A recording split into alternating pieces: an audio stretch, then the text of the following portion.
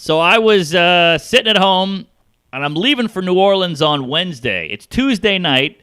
The lady went down to Beantown, so I had the place to myself, and I'm just like, oh, I got the place to myself. I'll watch some TV, and it's, 5. Got a show at 8 with you, or a show maybe you'll pop in at Canner's at the 13th Step. Beautiful night in New York. It's a chilly 60 degrees. And I go, all right, I got 3 hours to kill before my show. And I was watching TV, and I was fat, and I had a beer in my hand, and I go, what am I doing? And I put on, I like a little self-help Jew every now and then, so I'll throw on a self-help. And one guy was like, what are you doing? It was like the movies where the TV's talking to you. He's like, what are you doing, you loser? You're sitting down. You should be out living. Go live your life. What are all these people sitting at home? And I'm like, oh, my God, he's right. So I said, well, you know what? I own a car.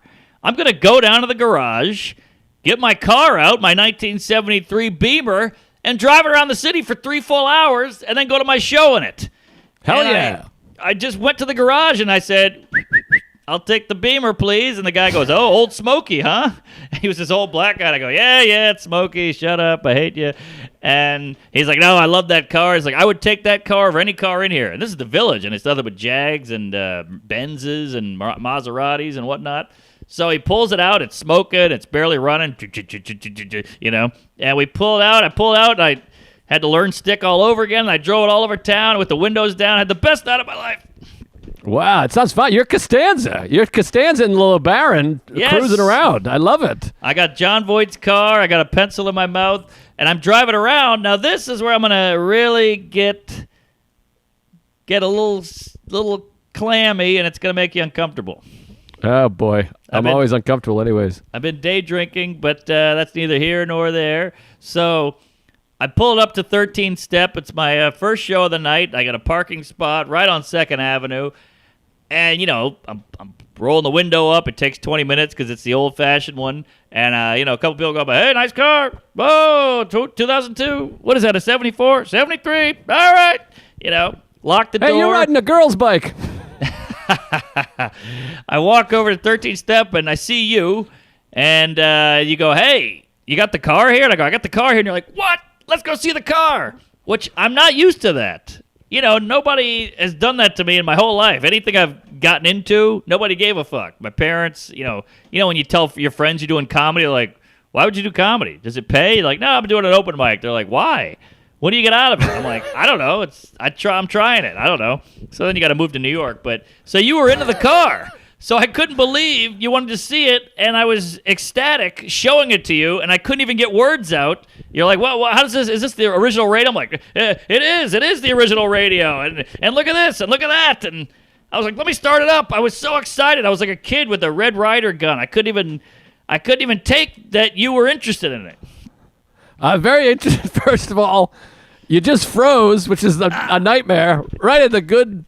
Right when the dick was throbbing and the load was about to hit the back of my throat, you froze. I hit my shoe. Eric put it out with his big shoe. No, well, it was exciting. Well, the best part was they were like, you had to leave, and then Canner's like, you're next. And I was like, well, I got to go see this car. And then we got to jog down the street like when Harry Met Sally, which was really fun. Yes, I'll have what she's having. It was a little annoying because I came back and I had been bumped by Louie, and I could have just spent more time. I could have gone for a cruise around, but I'm dying to see more. I want to get in that thing, and I'm happy to play that role. But these poor parents, they stink. They stink. I got more on that later, but yeah, they're the worst. But look, you get used to it. You just go, it's my car. I like the car. Why would they care about the car? It's not their car. But you think you can fake it a little bit for your pride and joy every now and then. But hey, I get it. But, they don't give a shit. But you cared, and you seemed genuinely interested. Some people will feign a little interest. They go, oh, that's cool. What is that, blue? And you go, it's red. They go, oh, it looked blue to me. And you go, all right, I'll see you later. But you actually seemed to be interested. I couldn't believe it.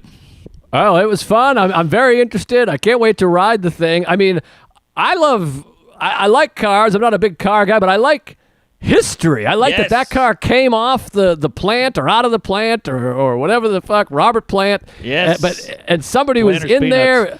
It was their hopes and dreams, that whole thing. Someone was sitting in there. The Sting won Best Picture. You know what I mean? It's just exciting that car's been around for years, and somebody drove it to go see the Godfather Part 2 and Cuckoo's Nest or whatever it is. Yes. And it's around. Plus, it's like, it's just fun. I'm like, let's get in this. Let's cruise around. And I just got a car, and the feeling of having a car is like, I get what Springsteen's been talking about. Yes. It is this beacon of hope and love. I get in my car. I got just a whatever Sentra, but the feeling of getting in there and you got your tunes going and you're in this little cocoon. Yes. And it can take you anywhere. It's so exciting. And that car, particularly, you got that steel bumper on there, and the back seats are a joke. You couldn't even fit anyone in there. And the old seatbelt, the radio. It's very exciting. And it made me want to get a classic car. I'm like, maybe I'll get an old Camino and we'll race up the West Side Highway and fuck. Yes, I mean that back seat is a joke. You couldn't get a Veeder in there, a Dead Hooker, a Brad Williams wouldn't fit back there. But the beauty, it's like you said with the metal bumper. Cars used to be kind of works of art back in the day. Like some guy designed a car in Germany, some guy named Wolf Dickless, and he designed it, and they never worried about safety or regulations or airbags or whatever, crumple zones. It was just, this is a cool looking machine, and we're going to make it efficient and fast and fun. And now it's like, hey, you got to get a Honda with a baby seat and a fender bender and all this, rear view mirrors and stuff. But back then it was just like this art thing, and it's almost like comedy. You could do what you wanted, and it was just like, this is this cool piece that you like this, you buy it. This is your art thing, and you get to whiz down the street in this. It's almost like buying a piece of furniture that looks cool, And now it's all about, hey, this gets you from A to B, and it's maroon, and it looks like ass. But no offense, but yeah, you just described my car. Well, I don't mean maroon. I mean it's just like, here's some tan thing with 4 wheels and an 8-track player, and it'll get you home. But this thing, that's why I like the old cars, because it's got a little zest. It's got some life in it. It's like an old movie. Now a movie's like, oh, here's the Avengers Part 38. We're just trying to sell some tickets here, But this thing is like, here's Mean Streets on wheels.